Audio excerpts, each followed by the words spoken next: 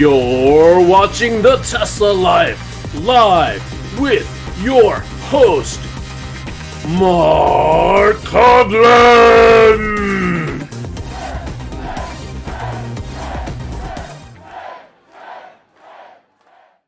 Hey, and welcome to the Tesla Life number 361. Here we are on the 29th of May, 2024, getting down to the last days of the month. Can you guys believe we're already into summer? Like this is crazy. The speed, the days and weeks fly by. So you've got two more days to get your Model Y at less than 1% interest. Oh yeah. That's and if you've waited this long, you're kind of silly because you've known not only that, about but like this we keep for telling some you guys time. about. Yeah, but also like we keep telling you guys, don't wait for something better. If you wanted that rate at a particular term, I think it was if you wanted 72 months, that's gone now. You can only get it on a shorter or longer. I don't remember the details. So, like we keep saying, sometimes they'll get better, but a lot of times the thing you wanted will be gone. Right. And that, of course, is the advice of Mr. Casey Green, joining us from the Mid-Atlantic states. How are you today, sir? Doing quite well. It wouldn't be a Tesla Life show without the computer fighting back. Sometimes you guys don't notice, but other times it wants to be heard. You're absolutely correct. If it wasn't going to be your computer, it would have been mine or Patrick's. And speaking of Patrick, he is also on the call from the west side of the U.S. How are you today, sir? Hello, I'm good. Speaking of computers fighting back, I watched Atlas last night on Netflix. If you guys haven't seen that, it's interesting. And it certainly gives a certain perspective, as many movies that involve AI do, on how things could go wrong when the computers fight back. Atlas. I'll have to check Atlas. that out. Yep. Okay. Is it just a one? 2-hour movie. Okay. Yep. And it's, if you've seen a lot of sci-fi, you're going to recognize, this part is from iRobot, and this part is from Terminator, and this part is from some other movie. There's, the 4 or 5 plot lines, and they all just get blended in different ways. So cool. So Jennifer Lopez or yes, yep. Okay, that's the one. Yeah. It's on our list. I liked it. Yeah, I get. It's not. But anyway, it was worth the 2 hours.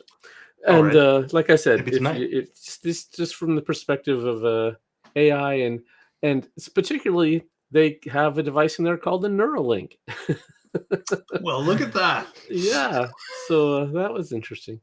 So, all right. So hello, audience. Hello, Tesla lifers. Hello, Tesla Nation. Today, we're going to talk about geopolitical tension, supercharger uptime, millions of people underground, flying cars, and much more coming up on the Tesla Life.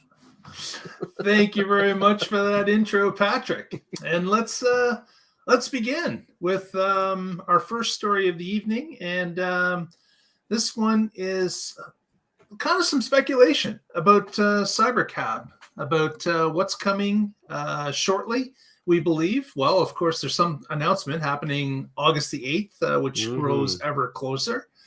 But what we've got today is there has been some pictures leaked. I don't know if they're leaked or if they've been purposely released.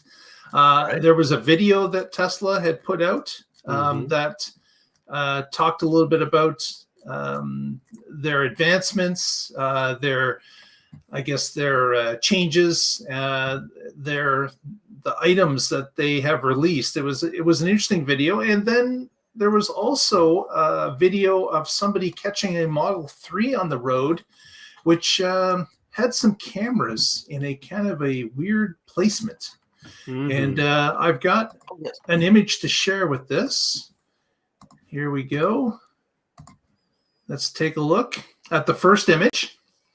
This, of course, was from the video with a short snippet of what is possibly one of the renders or early models of the CyberCab. But what I wanted to draw your attention to is the rear camera part lines up.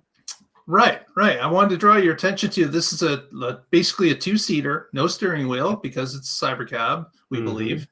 And then behind the driver's head, you'll see that there's this odd-shaped piece of open space here. And no B pillar. No B pillar there. Doesn't fully go through. And if we go to this next shot, this is a Model 3 that was caught in Southern California driving around that has a camera in placement similar to maybe where that hole was on the previous picture. Mm-hmm. Yeah, and it's huge in comparison to the current B-pillar camera. Absolutely, and it's oddly shaped. It's a much bigger piece. You can see that this B pillar has been removed completely. Yeah, that's interesting. But this addition with a camera has been placed in a similar position to what this concept, early concept apparently, is showing. So this is kind of interesting. Not sure if, this is speculation. Obviously, there's no release or information on this. It's just that the shapes look kind of the same and the placement looks kind of the same. So, right. And they're obviously not going to move the camera on the Model 3 or the Y. So that's not why they're doing this. Right. So this may be some of the testing that's going on, and we don't know how long it's been going on. This image of this vehicle was spotted last week sometime, but it could have been trolling the streets for longer than that. We don't know. But it's kind of interesting. Who's looking at random Model 3s as they go by, unless you catch exactly, exactly, especially in California. And it kind of appears, if you look through the window, I think the same setup is on the other side. It looks like it, yeah. You've got a housing that you can see the back of, and a so this is kind of interesting. And the repeater camera is different as well. If you've got a shot of that, I just have the two. Okay. Yeah, the front fender camera sticks out a little bit more than traditional. Yeah. But yeah, so that's again, that could be part of the CyberCab testing that's going on, possibly. Really don't know where it's going to end up, but we thought we'd bring this information to our viewers just to see if they have any comments. Would love to hear your comments in the comment section if you've got any, or what you think. Does this make sense, or are we missing something here? Is this for something else that we haven't even comprehended? But would love to hear your thoughts in the comment section. So one thing that sticks out to me is how much further back that camera is than even the existing B-pillar camera, which we already complain is pretty far back. Yeah. So unless it has either an even wider wide lens or a nose camera. Yeah. Yeah, it might be a completely different lens setup. It might be a different field of view completely. And of course, Tesla has learned from the traditional B cameras that we all have now that they know that there are limitations. And there may be some limitations they're trying to eliminate by placing it in a different area or providing a different lens or combinations of things. Because they're on the hook now. There's no steering wheel. I mean, you can't blame it on the passenger. That's right. Yeah, you can have a hard time pinning it on the guy that hailed the ride. Yeah, exactly. He hailed the taxi because he was drunk. You expected him to hit the red button? There's going to be a waiver that you have to sign that says, "Oh, this is on your insurance time, my friend. I know you're just getting a taxi ride here, but yeah, that's not going to happen." Oh, no. Yeah. Yeah, this is interesting. So if they are thinking about relocating the cameras, it makes sense that they would gather some test data like this and then see how compatible it is with their current training models and how much they're going to have to retrain, and are they going to have to get several million miles of data in these new vehicles before they can even start training, or are they going to be able to do things like this to start ahead of time? It's really interesting. And like you said, Mark, they've learned a lot about where the limitations currently are. And one thing they have not changed since they started this AP2 stuff is the camera locations. So by now they've learned a lot. Like you said, with the B pillars, you have to pull kind of far forward before you can actually have a side view. So maybe there will be side cameras on the nose that can look left and right, so they don't have to inch as far out into an intersection to get a good view around some shrub or something that's in the way. Right, and that part is true, but only if you've got something close in on you, like if you're in a parking spot, or if you have got a blind left, or there aren't very many blind rights I've noticed, but if you've got a blind left or blind right because of vegetation, or maybe you're on a old city with a one way that's going the wrong way, and that sort of thing. Otherwise, the old ones, they seem pretty nice, and if there isn't obstructions like right upon you, I've checked in the diagnostic view, and there's plenty of overlap, but it is far enough back that if you are parked reversed in and there's an SUV, like square one, not the CUV round butts, but and it's just nosed in next to you, you're not going to see as much as you need to know if it's safe to pull out, because we don't have ultrasonics and we don't have radars or any of that other stuff. So you got to start inching out slowly without a bumper cam. Exactly. Right. So this is just some interesting information kind of put together that it makes sense to us at this time. Although we don't have all the facts, we're not really sure if there are other components that are going to be added to this that would make that thought not work. But with the snippets that they showed in the video that they had released earlier in the week, there also was a shot of, it appeared to be the back of the vehicle, the back bumper, and there appeared to be some sort of stainless steel, it looked like, possibly. It was that color, at least. Yeah, because it was black plastic in the preview, in the book, right? The last review we had. But the wrap around it looked like it was the stainless steel color. But again, there's a lot of speculation out there as to what's going to happen with the CyberCab, what will be unveiled on the 8th. And Tesla may be quite a bit along with this if these are some of the pieces that we're finding now. Now that people are looking more for it, like the two-seater, it was kind of thought that maybe a two-seater would just be too small for a car that would be a cab for its whole life. Wouldn't you want 4 doors and space for at least 4 people? Maybe not. Maybe they're thinking that the vast majority of drives are single occupant, and there's no real need to have an extra 3 seats.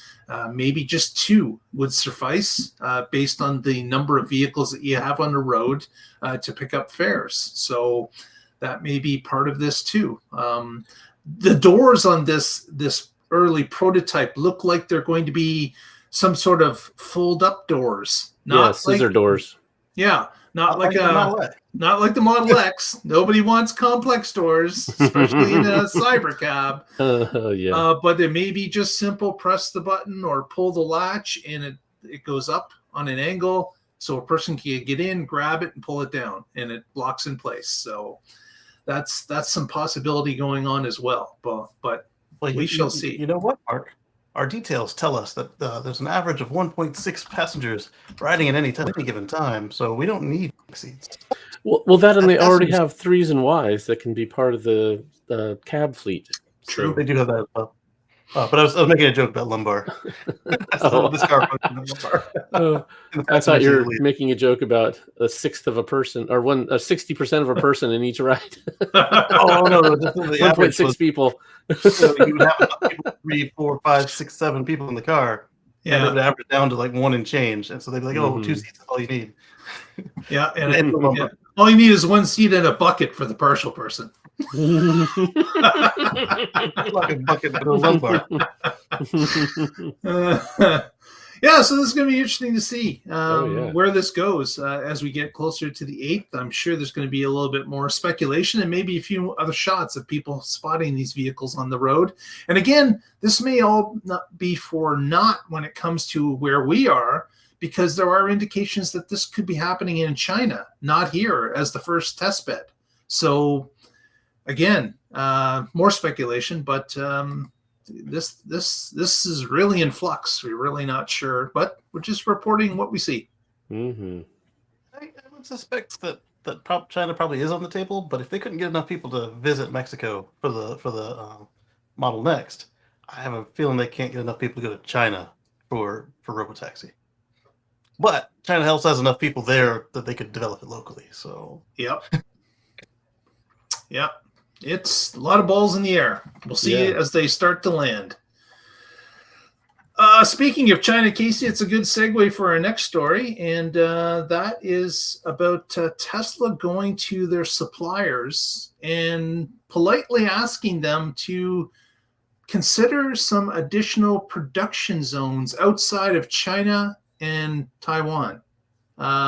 They're asking a number of their suppliers that are limited to those two countries for production of the parts that Tesla uses on their vehicles, to ask them to maybe consider looking at other places to set up shop or have additional production in case of geopolitical problems that may arise.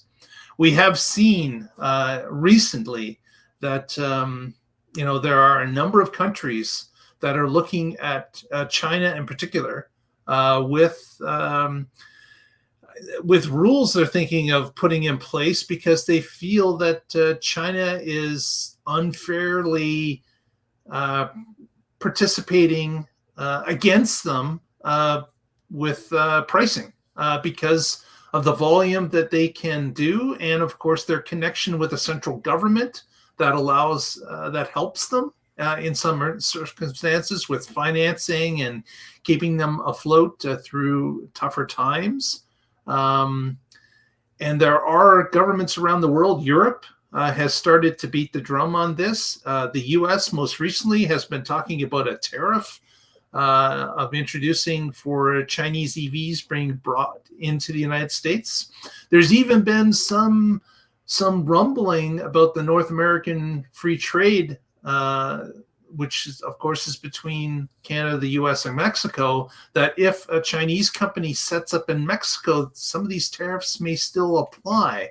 Really? Yeah. So there is a lot of drum beating going on here, and on the way around that last one, there's certainly is going to be an issue if a signed agreement is already in place and they try to circumnavigate it somehow. But this is something that is starting to obviously worry Tesla a little bit with suppliers that they have that are locked to just one or two factories in those zones.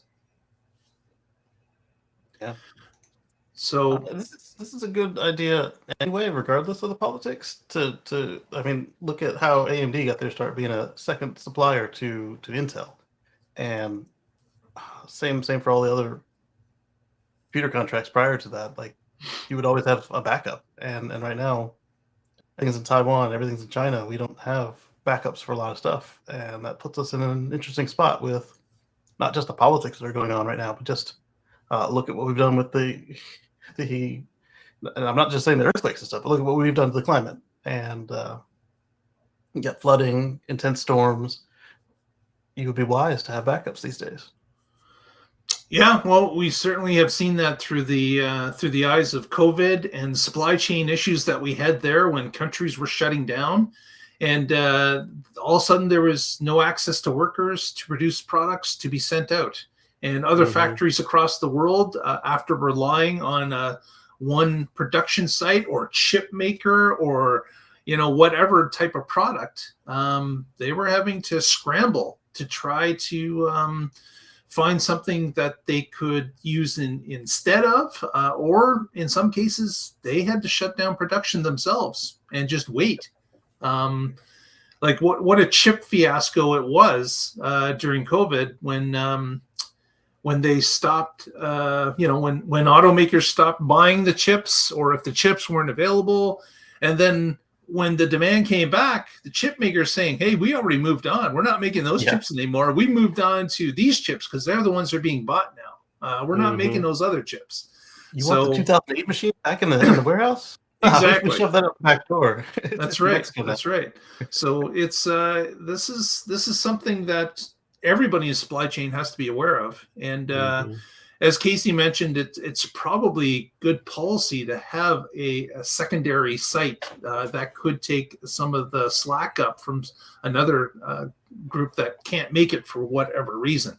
But disaster resilient logistics, it's a whole thing. Yeah, and that's one of the reasons that 100%. Yeah, right. One of the reasons that Tesla tries to get as many parts as they can locally is then you don't have as many logistical nightmares that can get between you and your stuff. I mean, they've stopped production because they couldn't get trunk carpet at some point because there was a problem at the border, and they've had many problems like that. So it makes sense that you want to have things locally. And then if you have multiple factories, if one area is having a problem, maybe you can ship it from another. So this is the thing. So much of our stuff is made in China and Taiwan nowadays, especially electronics, printed circuit boards, other things. So there's some stuff that it's going to be more difficult to second source or relocate. Yeah, like a good example of this is the early employee Model 3s shipped without sun visors. So you had to get either a service visit or a mobile visit to get your sun visors in your brand new car. Yeah, our Model 3 arrived without the rear decals, letters, the dual motor and stuff. Wow. And yeah, and then they shipped them to us like, I don't know, 2 months later and said, here, apply these yourself. Did they give you the guides or you just had to wing it? I don't remember. I think I just had to wing it. But, yeah. Oh wow! The little guides they have are nice. They're like these little silicone, like you'd use if you were baking, and they just line up, and you just stick it on there, and then you. I just put mine on upside down and avoided the whole thing. I went into a letter scramble and spelled out something else. Exactly. Yeah, exactly. So, and of course, Tesla has mentioned this time and time again for themselves. Hence the reason that they have factories in different continents, right? Yeah. I remember in the early days of the Model 3, Elon was talking about how they couldn't release a number of cars just because they didn't have enough USB cables. Right. Because their supplier was unable to supply the proper amount, and that forced them to be running around San Francisco Bay Area buying USB cables from everyone they could just to get those cars. Because, of course, if you're missing one part, sometimes that prevents the car from being released. It's something, but as Patrick said, sometimes they have to break the rules, get that car released so they can get paid for it, and then send somebody a sticker, 2 months later. Mm-hmm. But yeah, and that was also part of the reason why we lost the data connection on the USB ports, other than the one in the glove box, because they couldn't get the cables anymore. In fact, there were several Model 3s that they later on fixed up so that you could have a data connection in the center console. But they eventually decided, hey, you're only going to have a data connection in the glove box. So yeah, take that. Take that. So yeah, that's kind of interesting. And of course, if any of these suppliers take up the cause, it's not only going to help them, but it's going to help Tesla. So that's obviously what they would like to do. They would like that buy local thing to happen in Mexico. They want it to happen wherever a new factory opens up, and they want the existing factories to get their local content percentage up as well. So this is what they do. Talk to your suppliers and let them know you as a customer would like to see the following things. I just hope the way this headline reads, it doesn't get picked up by the Chinese government, and they think that why is Tesla asking people to build outside of China? Cause some problems there. Yeah. Well, of course, that's the headline, right? Right. Who knows if that's what Tesla has said, right? But it's we're just on the outside here, reading what the media prints and what their sources say. So. But you're right. That definitely could cause a problem with the government of China going, why are you telling telling people to move out of China and lose jobs to other countries. We don't Right. want And that. yeah, and it was just all for a clickbait headline. Yeah. Yeah. They then have to send a copy of the actual memo to China. We said we would like some more stuff local to the plants, please. Not leave China. Yeah. Right. Because you notice that in all the loudmouthing that Elon's been doing, he's never said anything bad about China. No, and he Yeah. keeps real quiet about that. That's one rule that Yeah. he does follow when it comes to China, and it's like you can say nothing disparaging about China. Next, let's talk about superchargers, or as I like to call them, super Is that really what you superchargers. like to say? Yeah. Super But our friend duper charger? Casey Green, Mr. Supercharger, can take this story. So, Superchargers this year on the impact report was super light. They came in at 99% uptime, which is still wonderful. It is, however, down from previous years of 99.6 and 99.2. But when you look at people whose percentage points don't measure in the 90s, does that even matter?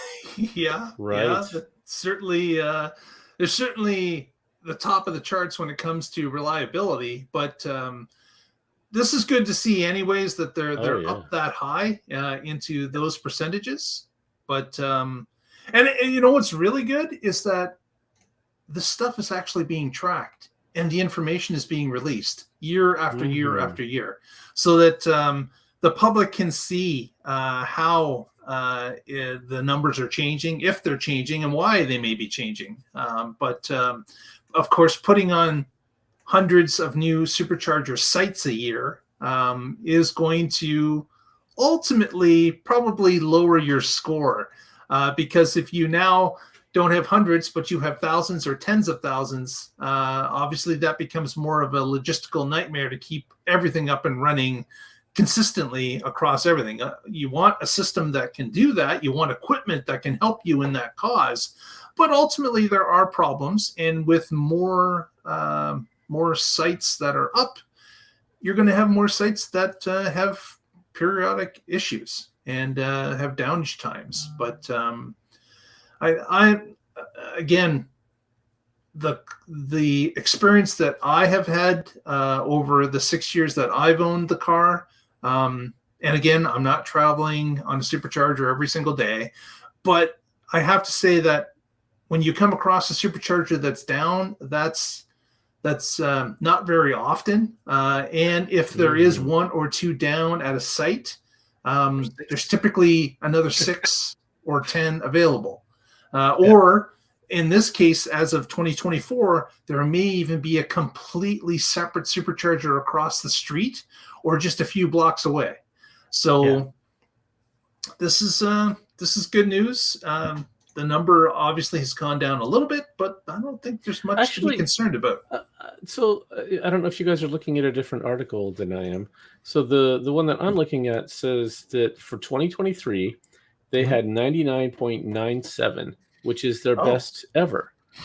It's the same article, then they say something elsewhere, but you're right. I see that too. Yeah. And 99.97 is great. Right, exactly. Yeah, anything in the 99 is awesome relative to... I see what they did. Those goofballs. They 23, and then they gave you the number for 2019 of 99.9. And so then where did the 99.0 come in? There was 99.90 for 2019. And then 99.97 for 2023. So I take that back. This is their best ever. And like Mark was saying, though, there are times where you'll find one or two of them down. That's typically what I've seen, is up to one cabinet offline. I have had once or twice where a whole site was down. Once, like, the access to the supercharger was flooded, so you actually could not arrive there in a Tesla, but the site was up. And then another one, the whole region had no power. And I had my first one, my worst one to date, last month. No, it was this month, but a few weeks ago, where one of the original supercharger sites, it only had 2 working stalls, so it only had 1 cabinet up out of 4. I don't know what was going on there, but this was also right after Elon had his tantrum with the supercharger team. So So 99.97, just to give some perspective, there's a comment here that is really good from Stan McGinnis. Says that yearly is less than 3 hours of downtime. Mhm. And that's pretty incredible. 99.97. Those 3 hours are probably when you're asleep. Yeah. And of course, it's something that again, the Supercharger Network, since it's owned and operated and maintained by Tesla, they have all the data and they have the experience. Now, hopefully, with the reduction in staff and the Supercharger team, that won't affect maintenance too much. Obviously, it's going to affect the maintenance department somewhat, but I would hope that based on their experience, based on the equipment they're continuing to use, that that type of 99 plus percentage will continue into the future. And it's certainly something that they can be proud of. And it's something that, as Casey mentioned, can't even be touched with a 10-foot pole by the other competitors. It's not even there. In fact, it is so much on a different level that that's part of the reason that a lot of the companies have started to switch over to them and go to NACS compliant chargers, as well as wanting that to be part of their shored up network that can allow those other vehicles to charge easier than the experience those drivers are having today. Yeah, and what we touched on with the staffing situation was just another case like Patrick and I are always talking about, where Elon likes to jump out of the plane before his parachute is packed, and we've already heard that they started to rehire people on the team and restructure it. So there's no need to fret about that. I mean, it's probably not going to be smooth sailing there for a little while, but they haven't abandoned it. They're not selling it. They're not giving up the moat. Yeah, I'm sorry. Go ahead, Patrick. Go ahead. One pattern that if you've been following Tesla for a long time, you'll know after the Model S came out, they did a large round of firings, and then they showed that they could run a profitable business, and then they went back into growth mode, and they did that after the Model 3. And so having them do that after the Cybertruck, that's sort of their normal pattern, is ramp up, get a product out, then when it's delivered and publicly launched, you cut staff, and then you find out where the gaps are, you hire to fill those, and that's how you keep the company lean. And it's not necessarily, if you're the person who got cut, it sucks, but it's not a horrible way to run a business if you really... There are some companies that the profits roll in and they don't care. They don't have growth demands. They're just stodgy and they're fine with that. But Tesla, as large as they are, still tries to do a lot of things like a startup, and minimum team sizes, not a lot of redundancy. You're expected to work hard. And so it's a different corporate culture than most. Exactly. Casey, do you have an answer for Calvin on his Cyberlander timeline question? Well, the Cyberlander, I haven't heard much about them since the pre-launch information. I have heard, was it Cybertruck 1? They are also going to be doing a truck camper situation, and they are kind of just getting started now that they've got their I think you got a Cyber Beast, but now that their founder has got a Cybertruck that they can work on, and I have a feeling we'll see something this year. I haven't heard anything further from Cyberlander, but I'd like to see something from each of them, because I got to believe that Cyberlander, like anybody else that's making a third-party component for the Cybertruck, is hindered, one, by the getting a truck themselves, and seeing if the truck has changed based on what they thought it was going to be, and then modifying their design and their production to match that new truck or those new specs or whatever is different than what they expected. So I would hope that Cyberlander would update their website about what they're doing or how they're operating. And of course, if you have an order, I would be contacting the person you got the order with, the email address you have, the department that you have a connection with, and prompting them directly. But they are definitely going to have issues because, of course, a vehicle on paper and a vehicle in the real world are two different vehicles. Yeah, some significant differences we saw are not only is the vehicle smaller than what we were informed, the rear wall doesn't. They say it's got 6 foot when the tailgate's down, but the rear wall comes up like this. It doesn't go straight up like a typical truck. Yeah, it's not as that There's dramatic. an angle. Yeah, It's a noticeable angle. It's not as dramatic as what I demonstrated, but it's there.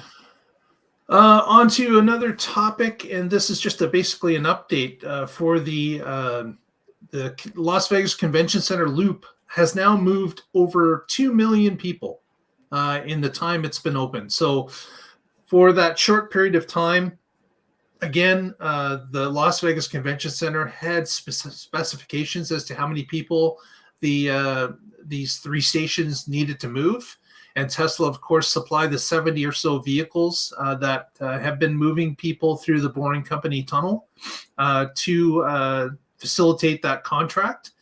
And obviously, the convention center is happy with it because of they have said so publicly. And this 2 million number is something that is a milestone that they've reached recently. Along with some additional stations that are just coming online now or have been up just for a little while, like Resorts World is another one that is now connected to that loop. And we're going to do another story in a separate video about that. But just wanted to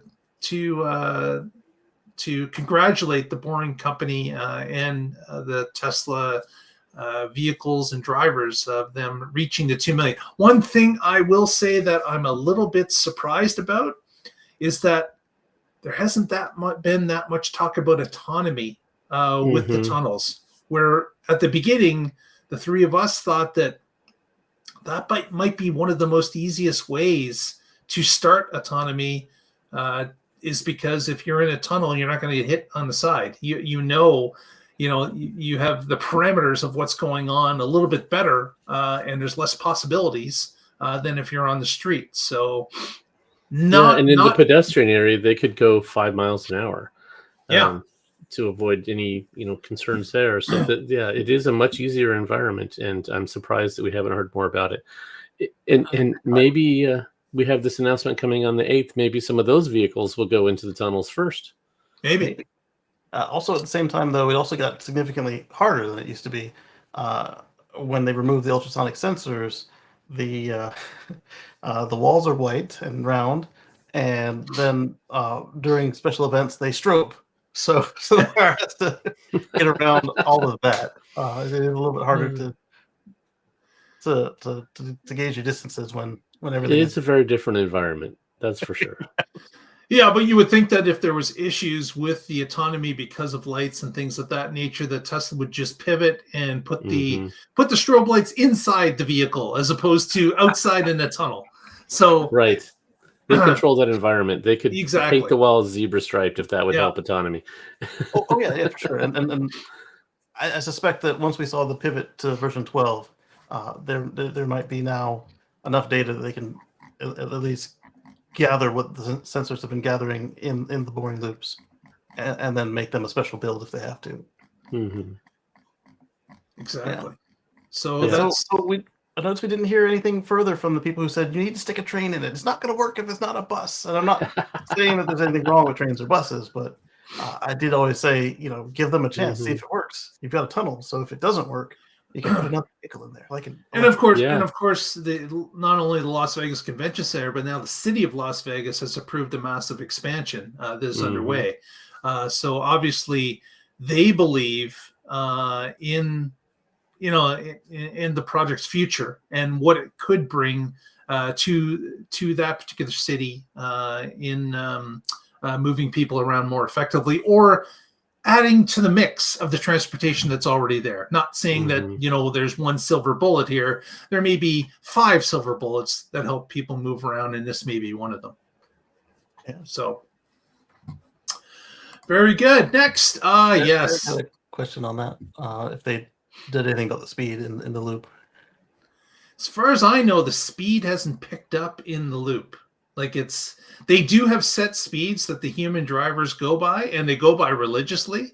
Oh, yes. And of course, when you have 70 vehicles in the tunnel, everybody has to be on the same page and follow the rules when it comes to speed in the tunnels. So I haven't heard that it's gotten any faster. But then again, we are talking about a mile in distance between 3 stations.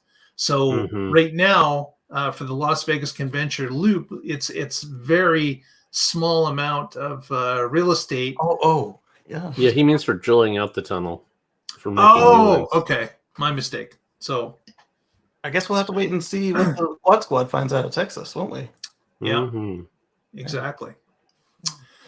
And I think the proof rock is constantly improving. Like there are a few different. Again, we're getting another story in another video. We'll talk about that in more detail.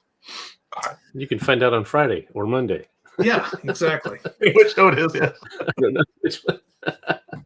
Next, got a photo I wanted to share of someone spotting, I believe it's a Model S, hanging out on a Canadian highway near Laval, Quebec.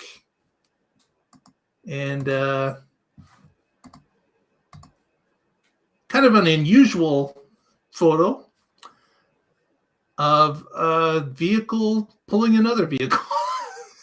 So, are you guys seeing the share? Yes, that's crazy. Yeah.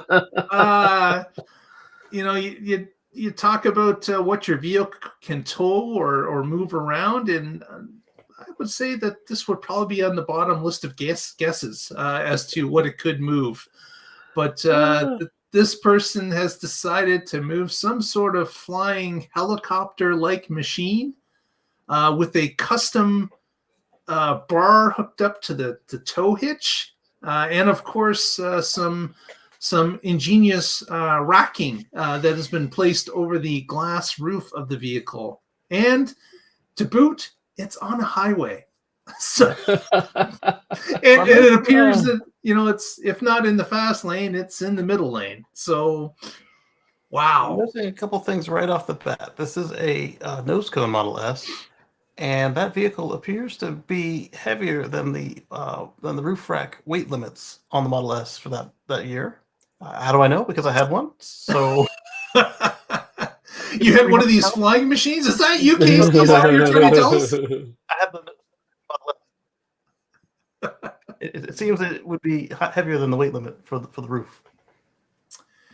Yeah. So yeah, I certainly wouldn't suggest anyone try this out at home. But man, that is somebody either in a hurry or somebody that doesn't care much about their vehicle. I'm not sure which, but my helicopter broke down and I got to get it to the service station. Exactly. How do Before I they do close at 5. Yeah. Right. Yeah, if you got that thing down under 300 pounds, I would be impressed and also really scared to ride in it when whatever wings or extra rotors it has get attached.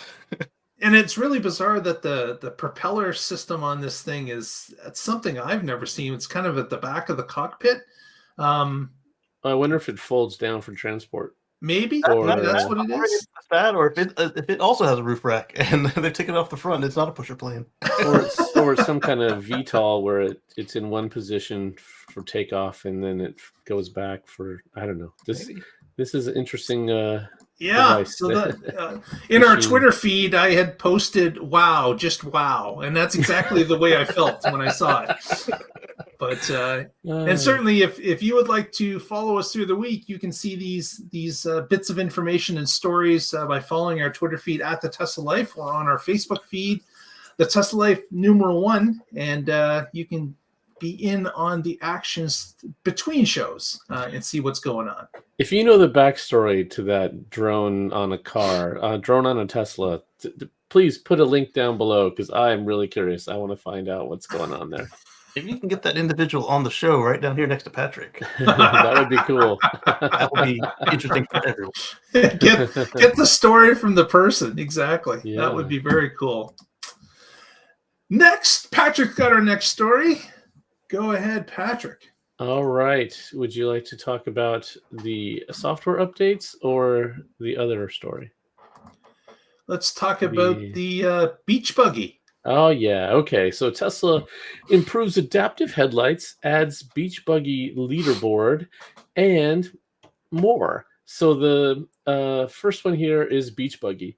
So they've made a couple updates to Beach Buggy where they've added the Cybertruck and they've added dark helmet.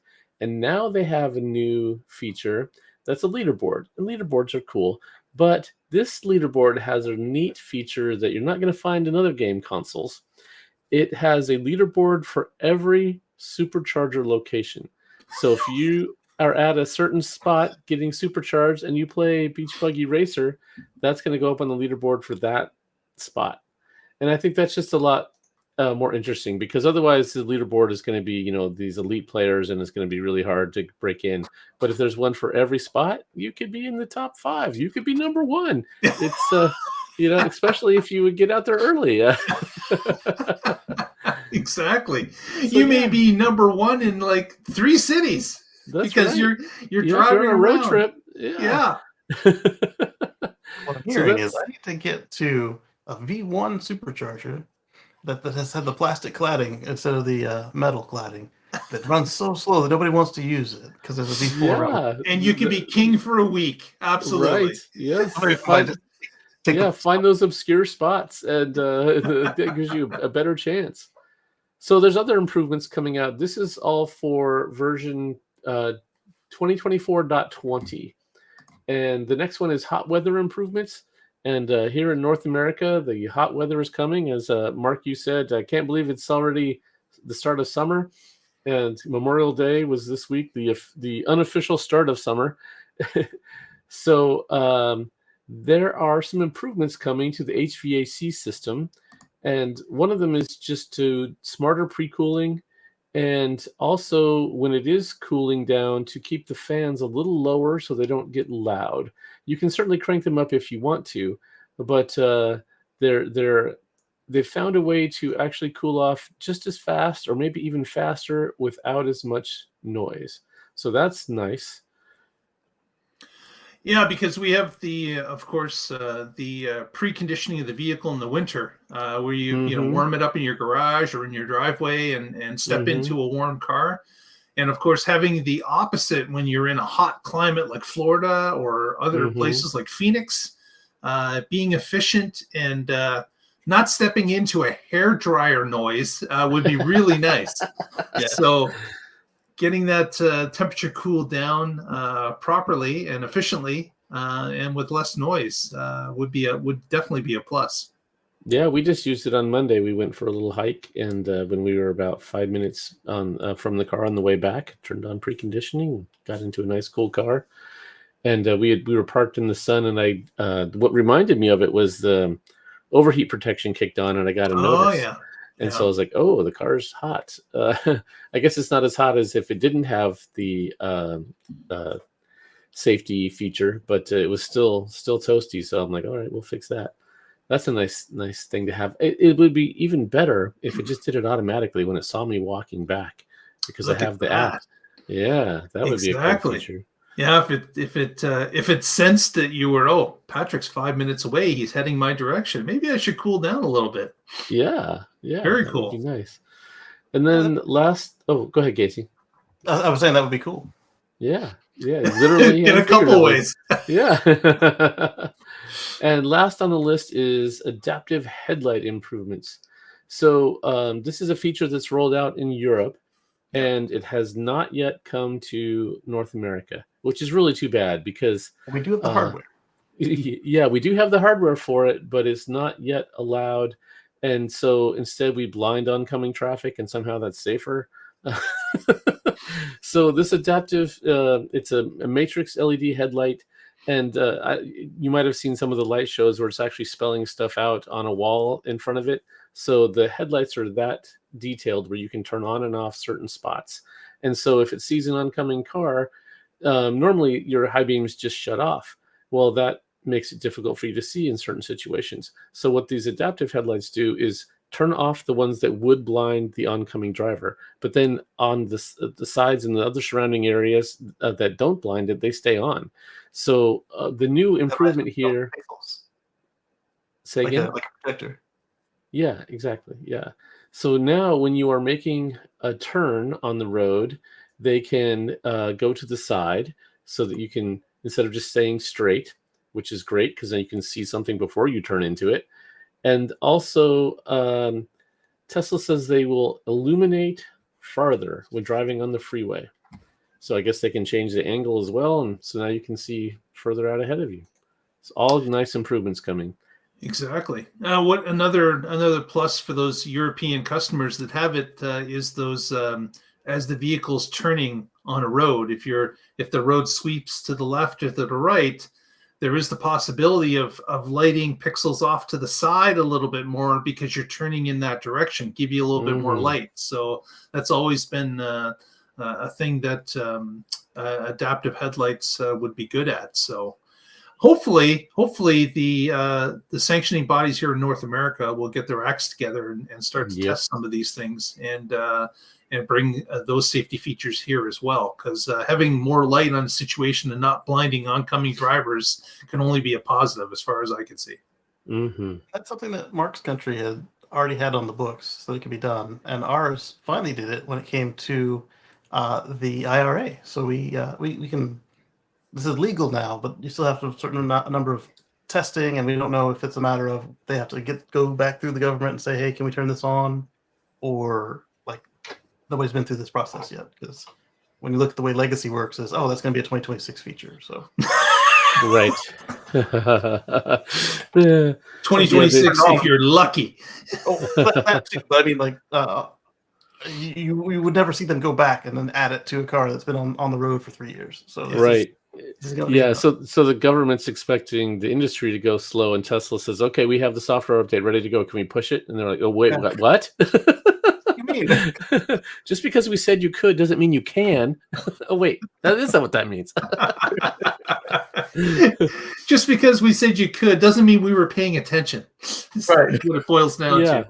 Yeah, exactly. I was just giving you 1 year warning that you can. Speaking of warnings, we got a warning about some factory tours that may be starting up again in a certain light. Patrick's got that story as well. That is right. So Tesla is offering Giga Texas tours with Elon Musk and Franz von Holdhausen to voting shareholders. So does it matter how you voted? No, in fact, they do not get to know how you voted. It is not required. If you are a shareholder, I do encourage you to vote. I won't tell you how to vote. Vote your shares. Vote what you think is right. And then if you take you have to do two things. You have to have proof of shareholder status before April 15th, so you can't buy some now and vote. And then proof that you voted, and you have to submit both of those to Tesla. And that's normally what you would have to do to get to attend the shareholder meeting anyway. So the shareholder meeting is coming up in June, and I don't have the exact date. This event tour is going to be the day before. So you could fly into Austin a day early, get a tour with Elon and Franz, and then the next day attend the shareholder meeting. So this is pretty cool. Yeah. What a fantastic prize to win. That would be unbelievable. So how do you prove you voted? Just show them the email that you get from your brokerage saying that thanks for voting? Yeah, the confirmation. Yes. Okay. And another bit of this is that Tesla has offered Chinese people the ability to enter into sweepstakes to come for an all expense paid trip to California to tour Fremont factory. Wow. That's happened for people that have purchased a vehicle in Shanghai, or from the Shanghai plant. So that factory tour has been available, and they're going to throw in airfare, food and drink, and lodging, as well as the tour. So, while that would be interesting, I would also want to see where my car was built. So both plants. Can't do that, Casey. Sorry. We have to fly you halfway around the world. You can't go to the one in your backyard. It just doesn't make any sense. I mean, that'd be good for me because Fremont, but man. I've done the Fremont tour, and yeah, I would recommend it. if you any of them, if you can. I'd like to see Giga Austin. I think that would be cool. Yes. Yeah, we will get there, the three of us, at one point. Cool. We are Yeah, let's definitely do going to it. try to do that for sure. But on to our next story. I like that director to include the visa. We've got a little bit of an update to autopilot. We saw this, that there's been some tweaks made to autopilot, particularly for people that aren't paying attention with autopilot, which, of course, is the autopilot doghouse, or some like to call it autopilot jail, where you get a number of strikes. And if you get those strikes, it actually will eliminate the ability to use the autopilot for a set period of time. The modification... Autopilot jail, you just got to put it in park and start over again. You start over again, right. But now there's going to be a modification to it that the time period is going to be longer. And you have the ability that if you change your driving style, that over a week it can reduce some of that time, so it can remove some of that some of the strikes by good behavior in driving. So that's interesting. Since they have the safety score software that they use for their insurance, now they've found a new purpose for it. That's interesting. Yep. Yeah, so it's something that I think is going to probably change a few different times over time. It's definitely something that's in flux, that's going to change based on people's behavior, how they operate, and how they see people responding to certain things. Now, in the future, when full self-driving is completely locked down and it's level 5 autonomy, this stuff all goes away, because at that point, the human is not responsible for anything once they turn the service on. They don't have to pay attention. They don't have to be looking. It all goes away. But all the way up to the point of getting to that full autonomy and taking the responsibility away from the human, this type of, carrot and stick is going to be required in order to get people to comply properly. Because, of course, we've seen a lot of this stuff when it comes to people trying to get clicks or views on YouTube, where they're pretending to be asleep, or they're in the back seat, or they're tying oranges to the wheel. All this kind of stuff is things that we as humans are happily to give our responsibility over to something that's worked half the time, and we feel it's always going to work. So it's full self-driving supervised by an orange. This is not a recommended method. Exactly. How did we get this far as a species? I don't know. you wonder sometimes. But I do have to say that we have taken maybe a step forward and half a step back in a number of instances. And maybe we could just go forward if we were to be more careful, but that's not the human way. Correct. So there's a friend of mine who's got he runs a weight on his Model S, and they detect it, but it takes them about 15 minutes to detect it. So I can go hands-free for 15 minutes at a time if I don't run into something. And it's like, why is that's not just hard to hold it. Yeah, like last week, how we said that the camera is now going to be trained to look at your eyes, taking away steel or steering wheel weights, or having the uncomfortable task of letting a hand rest on the steering wheel. And it's just too much for some people. But it's, again, a number of things are in flux here. And over time, this will be eliminated altogether. But we have to get people to perform in a certain way, because they need to be responsible to take over when the vehicle says, I don't, or I cannot handle this situation. And to have the vehicle trying to wake somebody up in the back seat so they can take over is just not going to work. So no, it's not. Yeah, I saw what did I see the other day? There was a guy on top of his vehicle. It wasn't a Tesla, and he was steering with his foot. And right with the backseat bandit, and the original folks got all this various sensing, Because the car didn't have any sensing for if you took off your seatbelt or any of that stuff in the beginning. And then some fools were riding through their sunroofs. But now we don't even have sunroofs anymore. But we will find all sorts of ways to kill ourselves effectively, Casey. That's just the way we are.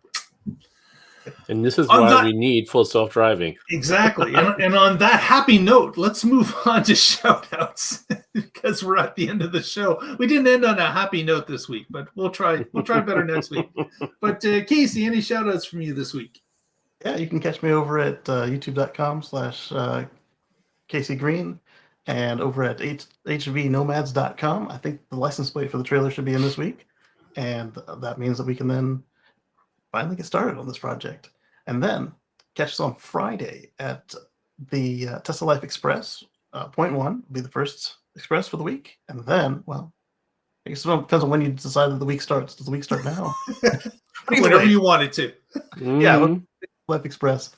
On Sunday, you can catch me at on my YouTube channel at Let's Chat with Casey Green and Friends. And then again on Monday, you can catch us with the Tesla Life Express, followed up by 1 week from now, minus 1 hour, you can catch us live on the Tesla Life Show right here. Very good. Very good. Thank you, Casey. And I look forward to the HV Nomad getting its plates so we can start that journey. Absolutely. Very exciting. Lots of people commenting on our YouTube feed. A few people saying, hey, this is exciting. I'll be interested to see how this goes, as we all will. Thank you. Patrick, any shout-outs from you this week?